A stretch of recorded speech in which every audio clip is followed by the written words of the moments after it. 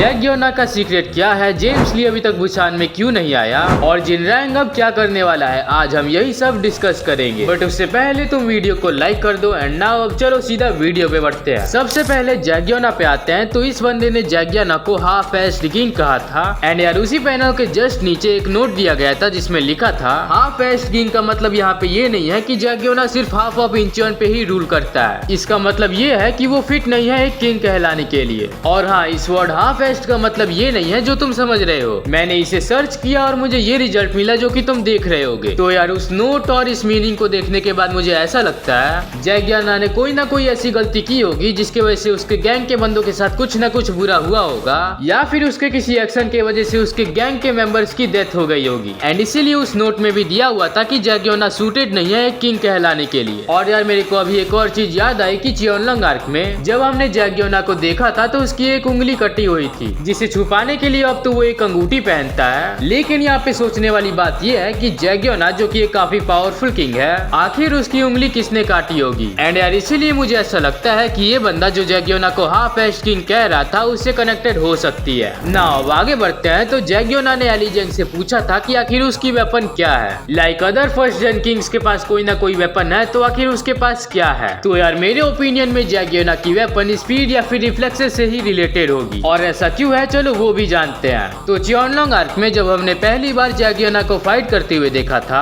तब उस समय उसने इंस्टेंट कुछ सेकंड्स में काफी सारे बंदों की वाट लगा दी थी। एंड इसके अलावा जब जेम्स ली को सभी किंग्स घेर लेते हैं तब वो भागने की कोशिश करता है। एंड उस समय जैगियोना अपनी लेस बांध रहा था, लेकिन इन एन इंस्टेंट जैगियोना जेम्स ली के पास पहुंच गया, जिसे देख के जेम्स ली भी हैरान था। एंड यार इन्हीं सारे रीजंस के वजह से मुझे लगता है कि जैगियोना का वेपन स्पीड या फिर रिफ्लेक्सेस से रिलेटेड हो सकता है। तुम्हारा इस पे क्या ओपिनियन है वो तुम कमेंट में बताना। नाउ अब जेम्स ली पे आते हैं। तो आखिर वो अभी तक बुसान में क्यों नहीं आया। तो यार ये सवाल सिर्फ तुम्हारे मन में ही नहीं बल्कि मेरे मन में भी है, क्योंकि यार जेम्स ली इतना कैपेबल तो है कि वो बुसान के इन बंदों को अकेले ही हैंडल कर सकता है। भले ही ये बंदे पहले से स्ट्रांग हो चुके हैं लेकिन फिर भी वो इनकी अच्छे से वाट लगा सकता है। तो हाँ, सवाल यही है कि आखिर जेम्स ली यहाँ पे किसका वेट कर रहा है। और हाँ, जो यहाँ पे लोग सिस्टम वाली बात कर रहे हैं कि जेम्स ली के पास सिस्टम है, वो मुझे नहीं लगता है कि सही होगा। और यार जहाँ तक बात रही जेम्स ली के प्लान की, तो वो मैंने अपने पिछली वीडियोस में भी बताया है कि जेम्स ली का प्लान जिनरैंग के अराउंड मूव कर रहा है। और यार इसके पीछे एक ही रीजन हो सकता है कि जिनरैंग के पास कुछ तो ऐसा है जिसके पीछे जेम्स ली पड़ा हुआ है। और बुसान जैसे शहर में जिनरैंग को ढूंढना काफी ज्यादा मुश्किल है। एंड प्रोबेबली इसी रीजन के वजह से जेम्स ली ने अलाइड को मैनिपुलेट किया